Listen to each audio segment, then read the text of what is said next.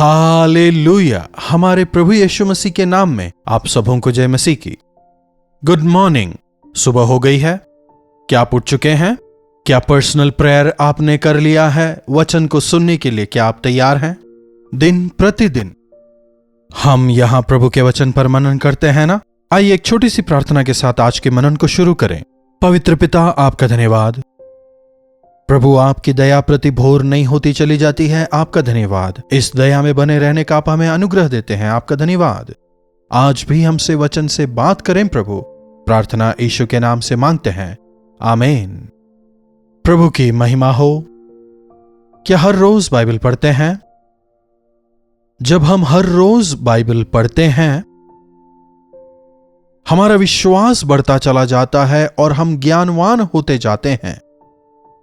यूहन्ना की पहली पत्री 5वां अध्याय 13वीं आयत से पढ़ रहा हूं, सुनिएगा।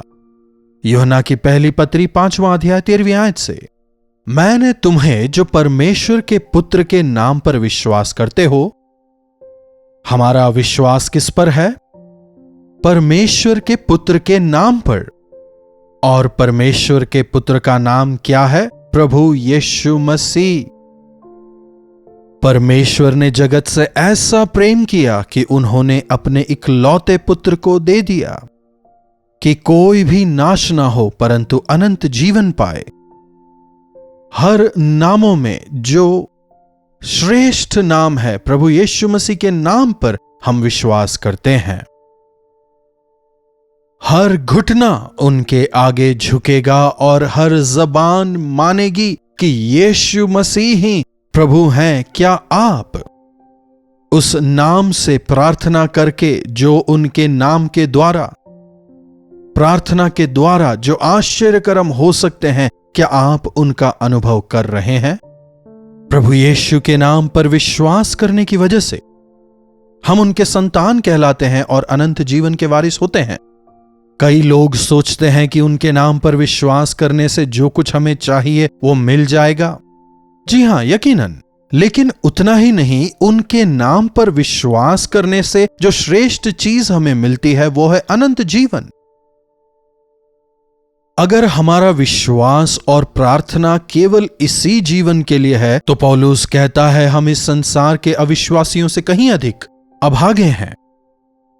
उनका वायदा यह नहीं है कि केवल वे इस संसार में हमारे साथ रहेंगे, बल्कि यह कि वे हमें अनंत जीवन का वारिस बनाएंगे। जब मसीह पर विश्वास करने वालों का जीवन इस संसार में खत्म होता है, तुरंत उसी समय वह स्वर्ग में शुरू हो जाता है।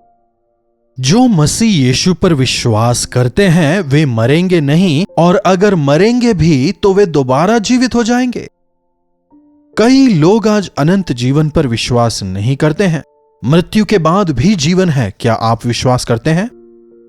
इस संसार के दुख से, परेशानियों से, तकलीफों से, आंसुओं से, बीमारियों से बचाकर आशीषित करने के लिए मात्र प्रभु यीशु मसीह इस संसार में नहीं आए, बल्कि अनंत जीवन देने के लिए, कि हम निरंतर उनके साथ रह सकें, इसके लिए वे आए।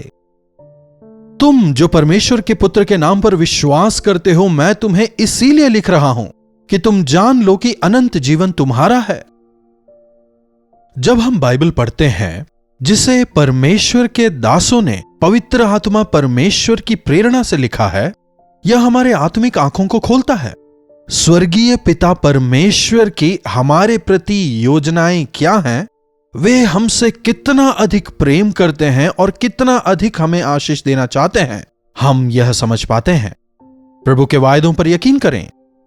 मैं यह बताने के लिए लिख रहा हूं कि तुम जानो कि अनंत जीवन तुम्हारा है, और हमें उनके सामने जो हियाव होता है वह यह, हम में जो ताकत है, हम में जो हियाव है, हमें जो बल मिलता है, वह हमें कहां से मिलता है? प्रभु यीशु हमारे बल के स्रोत हैं। मान लीजिए आप बच्चे के एडमिशन के लिए स्कूल गए हैं और आप वहां प्रिंसिपल को जानते हैं। आप क्या कहेंगे? अरे एडमिशन मिल जाएगा, हम प्रिंसिपल को जानते हैं।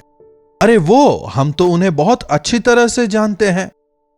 एमपी को जानते हैं, एमएलए को जानते हैं, हम चीफ मिनिस्टर को जानते हैं, वो तो हमारे रिश्तेदार हैं। कहते हुए कई बार हम लोग इंसानों पर यकीन करने लगते हैं। ऑफ कोर्स इंसान जो है वे सीमित हैं, वे सब कुछ नहीं कर सकते, थोड़ा कुछ ही वे कर पाएंगे। लेकिन प्रभु में जो हियाव हमें है, प्रभु में जो धैर्य हमें है, वे कहते हैं संकट में तू मुझे पुकार, मैं तुझे उत्तर दूंगा। भोर के समय तू मुझे पुकार, मेरी करुणा को तू पाएगा। शाम को तू मुझे पुकार, मैं तुझे बलवंत करूंगा, दृढ़ करूंगा।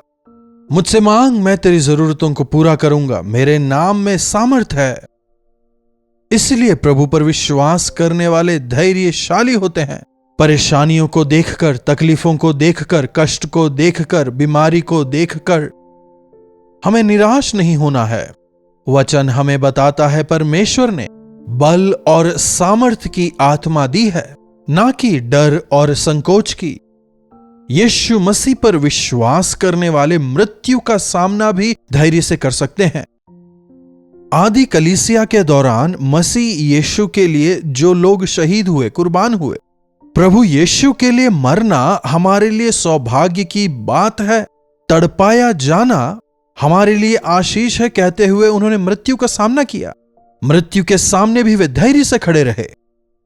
जो वास्तव में प्रभु यीशु मसीह को पाते हैं, वे डर करके, भयभीत होकर के नहीं रहते, संसार से, परिस्थितियों से नहीं डरते।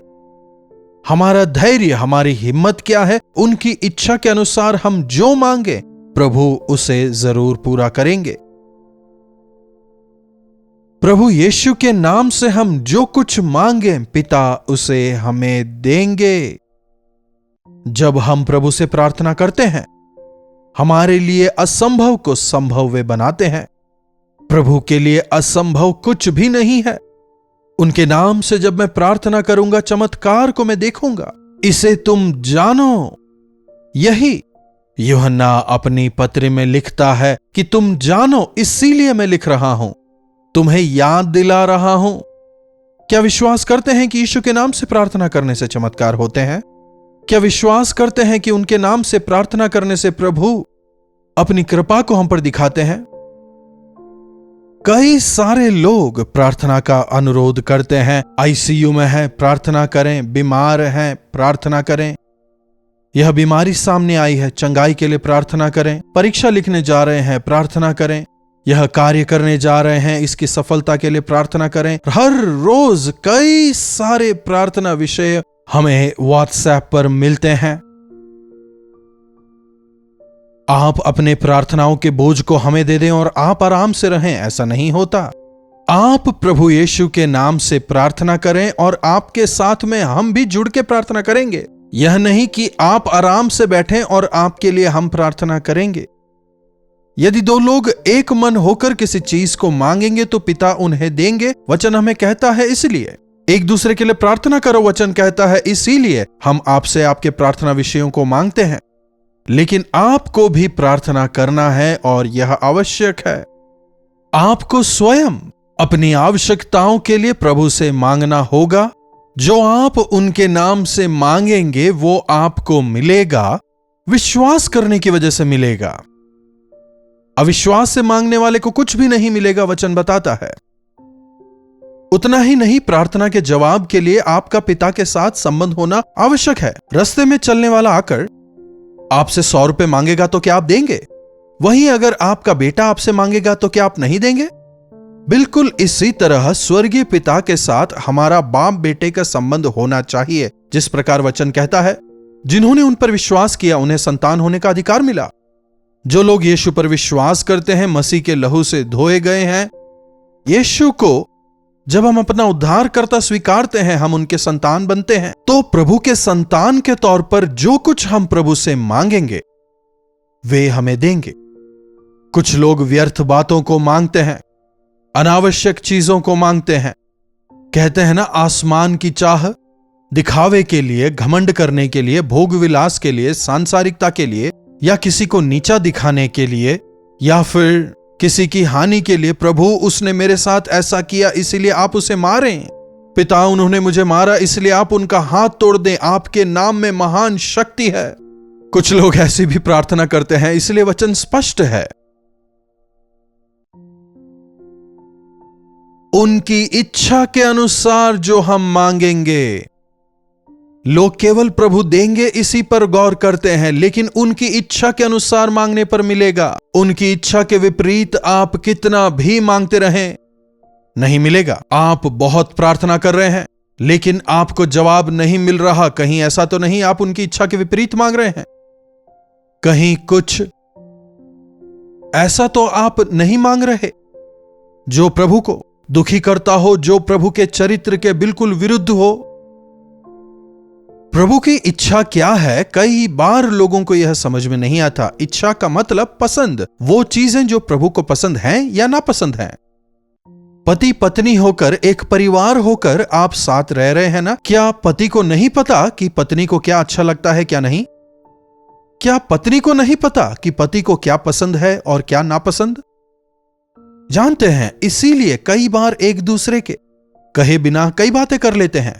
बिल्कुल इसी प्रकार से जो परमेश्वर के वचन को पढ़ते हैं, जो प्रभु के साथ में प्रार्थना में समय बिताते हैं, जो प्रभु पर विश्वास करते हैं, क्या उन्हें प्रभु की पसंद और नापसंद का अंदाजा नहीं? बिल्कुल है। देखिए, अगर परमेश्वर के साथ व्यक्तिगत संबंध हुए बिना आप कुछ मांगें और वे अगर आपको ना दें, तो यह कहने का कोई लाभ नहीं कि प्रभु ने मेरी प्रार्थना नहीं सुनी। बेटा मच्छी मांगे तो क्या मैं उसे सांप दूंगा? क्या मैं उसे सांप दूंगा? रोटी मांगे तो क्या पत्थर दूंगा? मच्छी मांगे तो क्या सांप दूंगा? आधी रात को भी अगर मेरा बेटा मांगे तो मैं उसे लाकर दूंगा। यही होता है पिता। तो जब पिता के साथ पुत्र जैसा संबंध होगा तो आपने जो मांगा उससे कहीं बढ़कर वे आपको देंगे। लेकिन जरा सोच के देखिए, मैं कई समय से प्रार्थना कर रहा हूं लेकिन मुझे जवाब नहीं मिल रहा। अगर आप कह रहे हैं तो एक बार वचन की रोशनी में जरा परख कर देखें जो आप मांग रहे हैं, क्या वो सही है? क्या जो कुछ आप मांग रहे हैं उनकी इच्छा के अनुसार मांग रहे हैं? क्योंकि जब हम उनकी इच्छा अनुसार मांगते हैं वे उसे हमें अवश्य देंगे। हमारी प्रार्थनाओं को वे पूरा करेंगे, हम में विश्वास होना चाहिए। अगली बात, जो हमने प्रार्थना में मांगा है उसे प्रभु पूरा करेंगे, प्रभु देंगे, ऐसा विश्वास हम में होना चाहिए। आजकल कई सारे विश्वासी प्रभु की परीक्षा के लिए, प्रभु को परखने के लिए प्रार्थना करते हैं, मांगते हैं, देखें प्रभु देंगे या नहीं। परीक्षा नहीं पर विश्वास। मैंने प्रभु से मांगा है, प्रभु ने मुझे दिया, दे दिया, हो गया। विश्वास। मैं गर्भवती हो गई हूं या नहीं अब तक हन्ना को नहीं पता। आजकल भी तो टेस्ट कराने के बाद ही पता पड़ता है प्रेगनेंसी का। लेकिन जैसे ही उसने प्रार्थना की, उसी क्षण जैसे ही सुनती है अगले बरस इस समय तेरे हाथ में बच्चा होगा, हन्ना विश्वास करती है, प्रभु ने दे दिया। विश्वास करके दुखी होना छोड़ देती है। हां, इंतजार भी तो कुछ होता है ना। गर्भवती होने के बाद संतान की पैदाइश के लिए 9 महीने का समय लगता है ना। मुझे बच्चा चाहिए, मुझे बच्चा दो कहने से क्या प्रभु ऊपर से बच्चा गिराएंगे? उपयुक्त समय पर प्रभु आपकी प्रार्थना को पूरा करेंगे। आशान्वित रहें कि आपके प्रार्थना करते ही वह क्रियान्वित हो चुका है। अब इंतजार आप तक पहुंचने का करें, आशान्वित होकर करें। प्रभु से मांगें और विश्वास करें कि उन्होंने दिया। कई लोग विश्वास नहीं कर पाते, इसलिए आशीष को प्राप्त नहीं कर पाते। अगर आपने प्रभु से कुछ मांगा है और वह आपको अब तक नहीं मिला, तो जरा परख लें कि क्या प्रभु की इच्छा अनुसार मांगा है। आपने मांगा नहीं मिला, अपने आप में झांकें, क्या प्रभु पर विश्वास किया?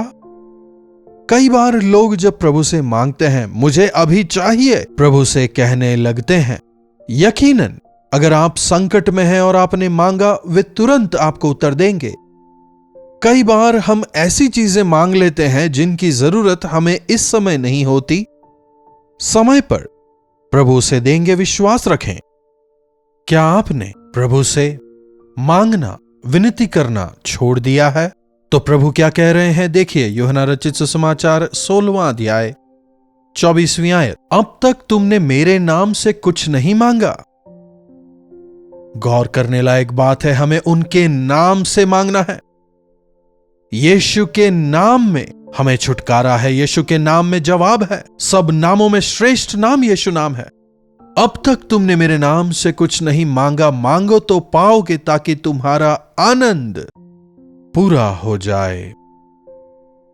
यीशु के नाम से प्रभु की इच्छा के अनुसार आज आपकी आवश्यकता क्या है उसे मांगे, चाहे विवाह हो या फिर नौकरी या फिर संतान। जो भी आप मांगे वचन के अनुसार मांगे। जो आपके लिए नहीं उसे पाने का प्रयास ना करें, जो आपके लिए आवश्यक नहीं उसे ना मांगे। परखें जो आप मांग रहे हैं क्या वो परमेश्वर की इच्छा है, और विश्वास करें कि वो उसे आपको देंगे। प्रार्थना। महापवित्र पिता, हम मांग तो रहे हैं लेकिन मिल नहीं रहा, ऐसा हम ना कहें, बल्कि हमारी सहायता करें कि हम परखने पाएं कि जो हम मांग रहे हैं क्या वह परमेश्वर की इच्छा के अनुसार है या नहीं। हमारी मदद करें कि हम आपकी इच्छा के अनुसार मांगने पाएं, और जो मांग रहे हैं वह मिलेगा, ऐसे विश्वास का आप हमें अनुग्रह दें, ताकि हमारा आनंद पूरा हो सके। प्रभु, जो कोई वचन सुन रहा है उन पर आपका अनुग्रह हो जाए। प्रार्थना यीशु के नाम से मांगते हैं, आमीन। अब हमारे पिता परमेश्वर का प्रेम, प्रभु यीशु मसीह का अनुग्रह और पवित्र आत्मा की संगति और सहभागिता हमें से प्रत्येक के साथ बनी रहे, आमीन। प्रभु की महिमा हो। अपने प्रार्थना विषयों को आप 9884907777 पर भेजें, हम आपके लिए अवश्य प्रार्थना करेंगे। प्रभु आपको आशीष दें। कल्वरी दर्शन, ये है प्रेम के दर्शन, यीशु प्रेम के दर्शन।